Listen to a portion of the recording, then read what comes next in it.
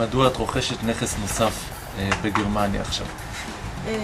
מהניסיון שלי, שיש לי דירה בנהריה, פשוט מאוד, התשואה שאני מקבלת בארץ היא מאוד נמוכה, והיה עדיף לי למכור את הדירה בנהריה ולממש פה נכס בגרמניה, שהתשואה היא הרבה יותר גבוהה מאשר בארץ. האם מהנכס שיש לך בגרמניה הראשון שקנית, את מרוצה? נוח לך ההתנהלות? אני מאוד מרוצה, וקניתי פה נכס לפני כמה שנים. לאחר 6 שנים מכרתי את הנכס עם רווח של קרוב ל-100%. יפה. ואיך היה החוויה מבחינת מערכת הבנקאית בין ישראל לבין גרמניה? הרגשת שיש שוני במשכנתות, בהחזרים, בריביות?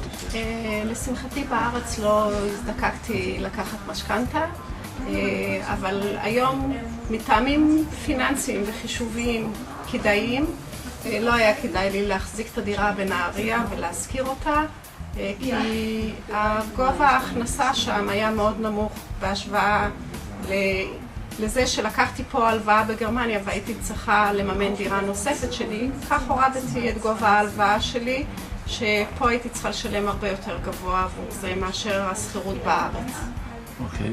ואיך מבחינת הסוחרים פה בגרמניה? את מרגישה איתם בנוח? את מרגישה יציבה? יש מוסר תשלומים טוב?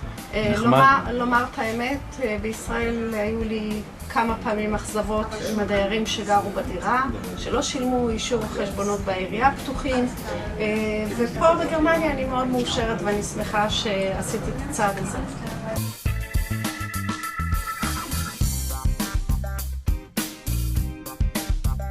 האם את מרגישה שרמות המחירים פה משתנות בשנים האחרונות בגרמניה, מתוך ההיכרות שלך בין הזמן שקנית הנכס הראשון לנכס השני?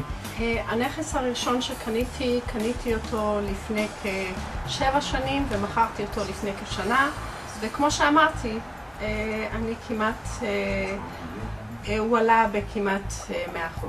ומה ההיכרות שלך, כי את כבר 7 שנים פה בשוק ויש לך ניסיון וחוויה, מה את יכולה להגיד על הציבור הגרמני הסוחר מבחינה מנטלית?